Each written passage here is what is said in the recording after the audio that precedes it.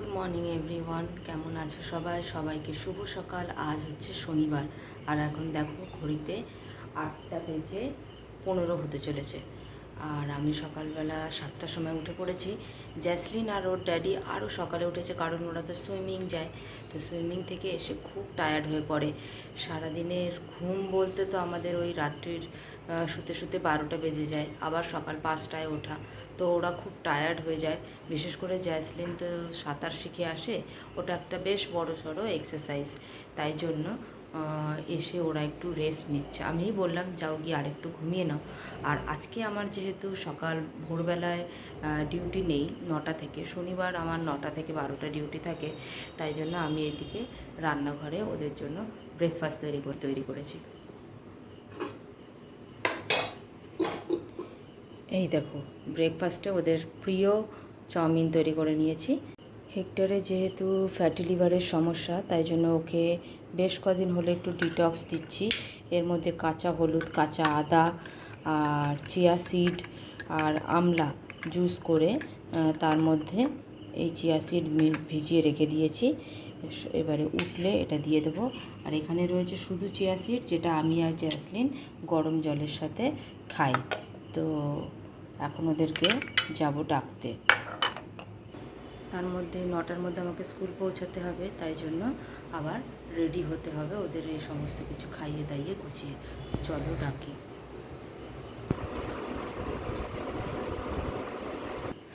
দেখছো আমার ডাইনিং টেবিলের অবস্থা। ওদের ডেকে এসেছি, ওরা উঠে এখনই আসবে খেতে। তো তার মধ্যে চলো আমি ডাইনিং টেবিলটা পরিষ্কার করে নিই।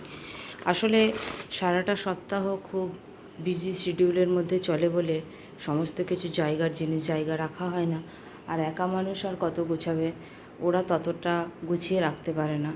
তাই জন্যই আমাকে সব উইকেন্ডে সব গুছাতে হয়। তো ছাতাটা ভেজা ছিল, সেই ছাতা নিয়ে এসে রেখে দিয়েছে টেবিলের উপরে। ছাতাটা করে দিলাম।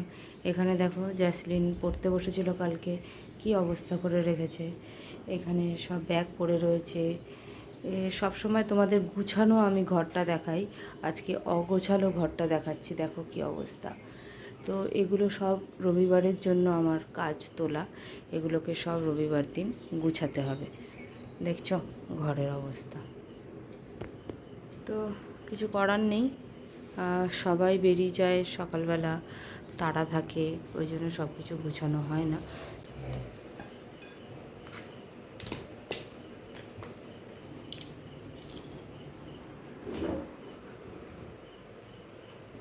চলো চলে এলাম অফিসে। ওরা তো এত ঘুমিয়ে যে টায়ার্ড, যে উঠতেই পারলো না। তো হেক্টর উঠেছিল, উঠে ও ডিটক্সিনটা জলটা খেয়ে নিয়ে আমাকে নিচ পর্যন্ত ছেড়ে দিল। দিয়ে আমি ওখান থেকে গাড়ি করে স্কুটি নিয়ে চলে এলাম। আর আমি খাবারটা, আমার ব্রেকফাস্টটা আমি নিয়ে চলে এলাম। ওরা খেলো না, আর আমি একা একা বসে বসে খাবো, ভালো লাগছে না। ভাবলাম দেরিও হয়ে যাচ্ছে, তাহলে স্কুলে গিয়েই খাবো। গিয়ে বসে তারপর খাওয়া দাওয়া করে নেব। এসিটা চালিয়ে নিলাম।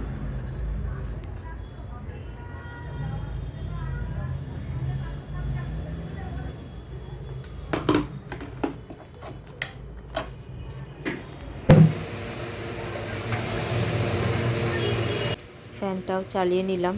গত বেশ কিছুদিন ধরে এত বৃষ্টি হচ্ছে, প্রায় যেন বর্ষার মতো। বর্ষা এসে গেল কিনা কে জানে, কিন্তু গরম একটুও কমছে না। তাই এসিটা চালিয়েও ফ্যানটা চালিয়ে দিলাম, যাতে তাড়াতাড়ি ঠান্ডা হয়ে যায়। তারপরে এসিটা অফ করে দেবো। মাকে প্রণাম করে নিয়ে আজকের দিনটা শুরু করলাম। কাজ করে নিয়ে 3 ঘন্টার সময়, তারপর আবার বাড়ি গিয়ে বাড়ির কাজকর্ম রয়েছে। সিস্টেমটা চালু করে নিলাম। তোমাদের দেখাই, আমার সিস্টেমটা চালু করলে দেখো আমার ডেস্কটপে কার ছবি দেখা যায়। এই দেখো, এই ছবিটা জ্যাসলিনদের গত বছরের ফাইনাল ডেতে অ্যানুয়াল ফাংশনে ছবিটা তোলা হয়েছে। ডান্স প্রোগ্রামেও পার্টিসিপেট করেছিল। আর এই দেখো আমার ডেস্কে আমি একটা গাছ রেখেছি, এই গাছটি আমি গিফট পেয়েছিলাম। তো চলো এবার ব্রেকফাস্টটা করে নিয়ে কাজে লেগে পড়ি। এই যে অফিস থেকে বাড়ি এসেছিলাম, বাড়ি এসে দেখলাম কালকে যে মাসের বাজারগুলো করেছিলাম সেটা মায়ের ওখানেই রয়েছে। সকালে হেক্টরকে আনতে বলেছিলাম, ওর হয়তো সময় হয়নি, ও ভাত ঠাত করে দিয়ে গেছে। তো এখন কিছু রান্না করতে হবে, তাই জন্য দেখলাম মাসের যে বাজার তার মধ্যে সয়াবিন, ডাল, ডিম সবই রয়েছে। তাই ওগুলো আবার গেলাম আনতে। এদিকে আকাশের আবার প্রচণ্ড মেঘ করেছে, ভাগ্য ভালো যে রাস্তায় বৃষ্টি হয়নি। তো এখন বাজারগুলো নিয়ে আসলাম, এবার করব রান্না। একটু বসে রেস্ট নিচ্ছি, তারপরে আছে অনেক কাজ। ভাবলাম স্কুল থেকে ফিরে একটু রান্না করে নিলে হয়ে যাবে, কিন্তু যেতে হলো মায়ের ওখানে। পত্র নিয়ে এসে একটু বসেছি। অনেক দিন ধরে এটার অবস্থা খুব খারাপ, পুরো জলগুলো ঘোলা হয়ে গেছে, মাছগুলোকে দেখা যাচ্ছে না। তাই ভাবছি আগে অ্যাকোরিয়ামটা একটুখানি পরিষ্কার করে নেব। জ্যাসলিন স্নানে যাওয়ার জন্য রেডি হয়েছে, তো কিছু মাছও কিনে নিয়ে এলাম আসবার সময়। এই দেখো কিছু মাছ কিনে নিয়ে আসলাম, ভিডো আর মলি কিনে নিয়ে এসেছি। অনেকগুলো মাছ আছে, তো ওগুলোকেও ছাড়বো, কিন্তু এখন তো ছাড়বো না। মাছের নিয়ম হচ্ছে তোমাকে আগে নর্মাল টেম্পারেচারে ওদেরকে অ্যাডজাস্ট হতে দিতে হবে, তারপর ছাড়া যাবে। তো 1-2 ঘন্টা এরকমই থাকবে। তো চলো পরিষ্কার করে নিই ট্যাঙ্কটা। এই অ্যাকোরিয়ামের ফিল্টারটার মধ্যেই যত ময়লা, যার জন্য এটা টানতে পারছে না। ওই জন্য এটাকে আগে পরিষ্কার করলে দেখছো কত ময়লা। দেখো এইগুলো স্পঞ্জটাকে পুরো কালো ব্ল্যাক, সেটাকে দেখছো কী অবস্থা। এগুলোতে আটকে আছে, ময়লা সোক করতে পারছে না। এগুলোকে কচলে পরিষ্কার করতে হবে। দেখছো দেখো জলটার কালার।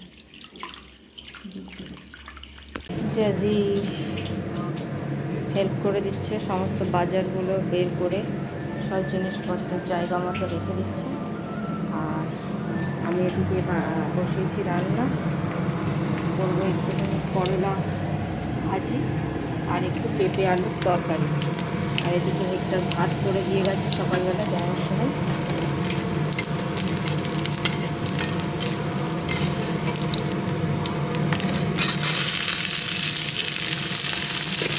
এই যে প্রায় আমার রান্না হয়ে গেছে। এখানে করলা ভাজা করে রেডি করে নামিয়ে রেখে দিয়েছি।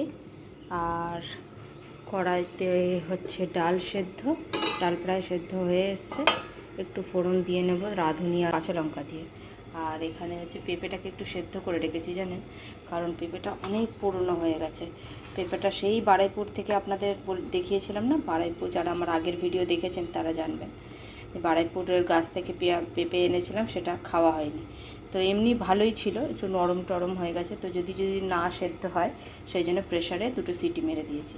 আর এখানে আলু আর পেঁয়াজটা করছি, তার মধ্যে ওর মধ্যে মিশিয়ে তরকারিটা করে নেব। এদিকে প্রায় 3:30 বেজে গেল। কিছু করার নেই, সব দিকটা মেনটেন করতে গেলে একটু সময় লাগে। তো ঠিক আছে, তবে রান্না বান্না করে খাওয়া দাওয়া করি আমরা। তো চলুন ব্লগটা তাহলে এখানেই শেষ করছি। আপনারা সবাই সুস্থ থাকবেন, ভালো থাকবেন, টাটা।